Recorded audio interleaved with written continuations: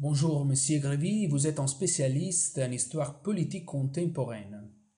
Quels sont aujourd'hui les axes et les méthodes de l'histoire politique?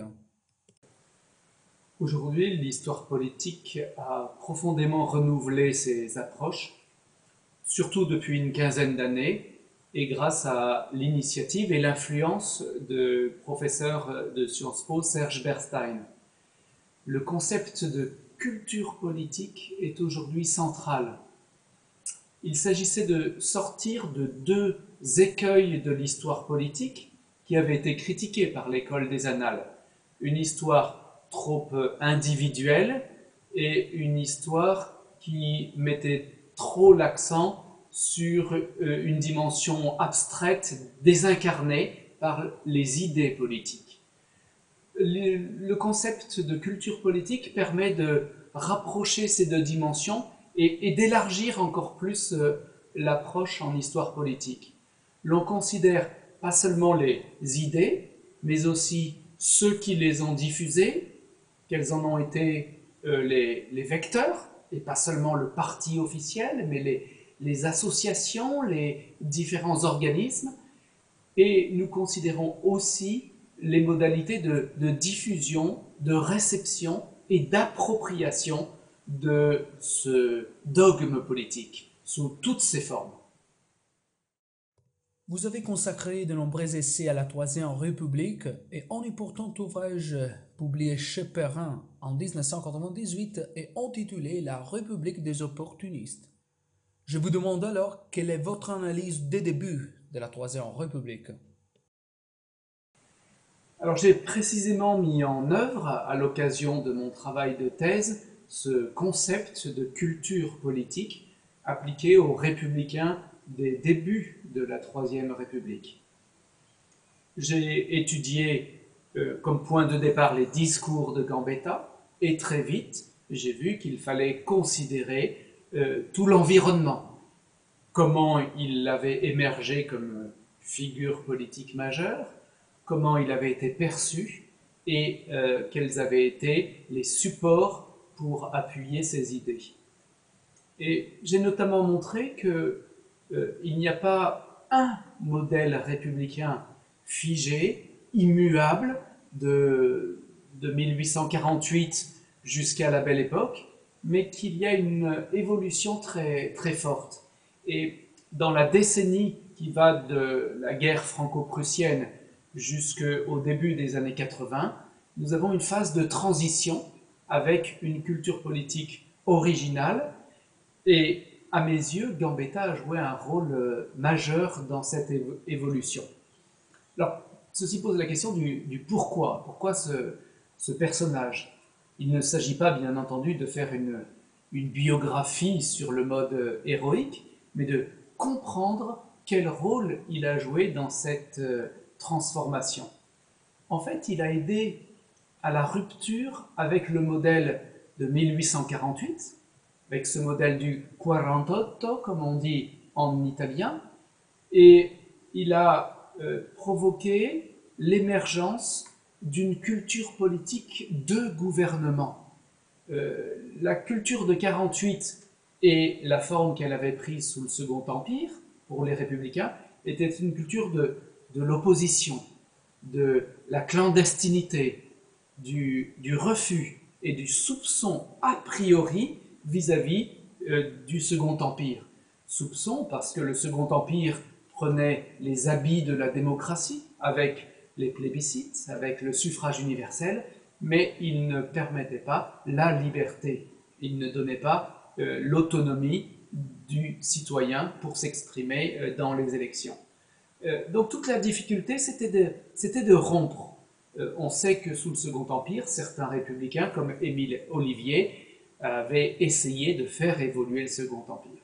Donc Gambetta a joué un rôle à la fois en rendant hommage aux hommes de 48 et en les tenant à distance.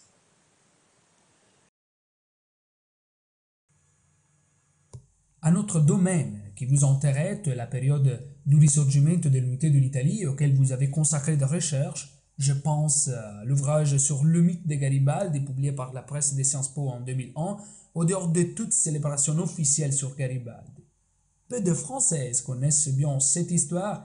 Et d'un autre côté, les Italiens, on peut dire qu'ils sont en quelque sorte un peu soupçonnés lorsque des étrangers s'introduisent dans leur domaine ou dans leur histoire nationale. Qu'est-ce que vous en pensez et quel est votre regard sur le mythe de Garibaldi?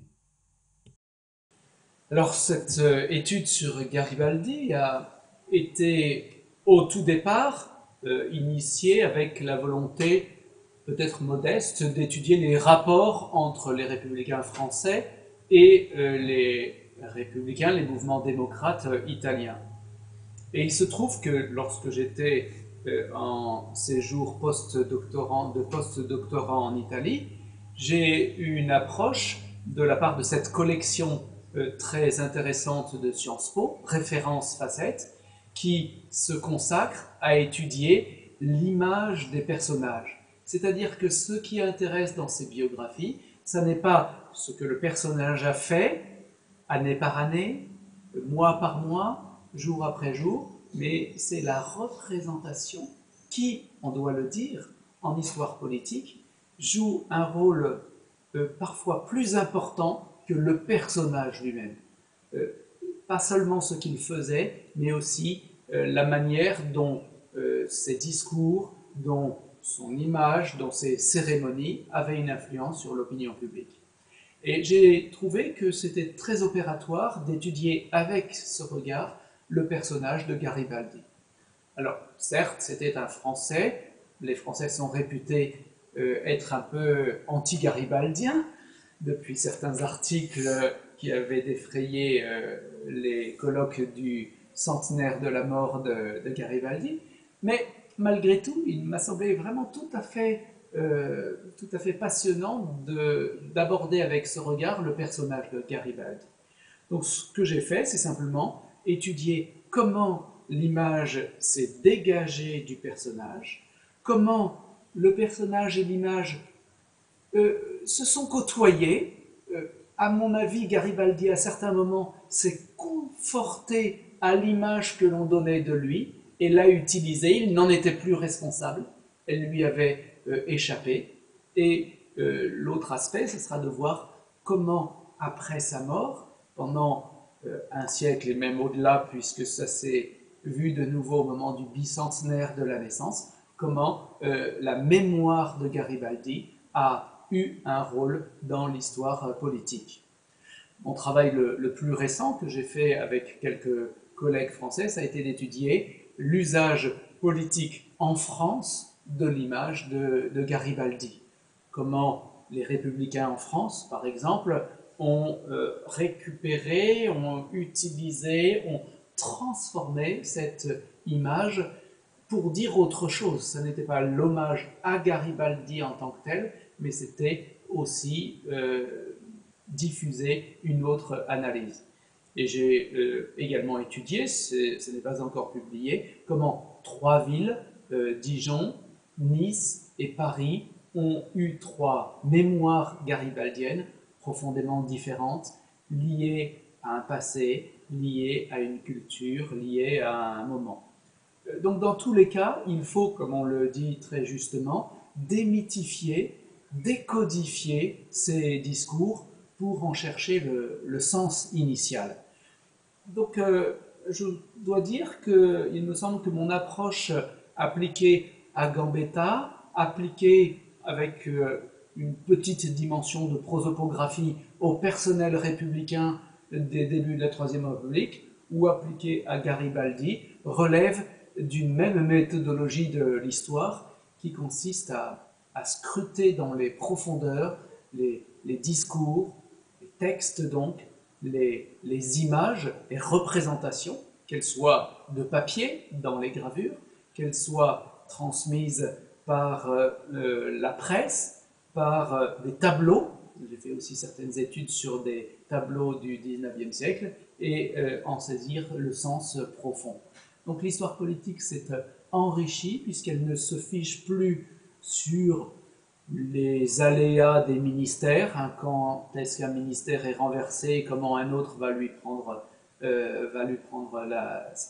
prendre sa suite, ni ne se fige sur un discours officiel, mais voit aussi comment il est reçu, comment l'opinion publique se l'approprie, le déforme, on peut le dire assez souvent, et acquiesce ou refuse cette image qui lui est proposée. Merci beaucoup, professeur Greg. Merci à vous.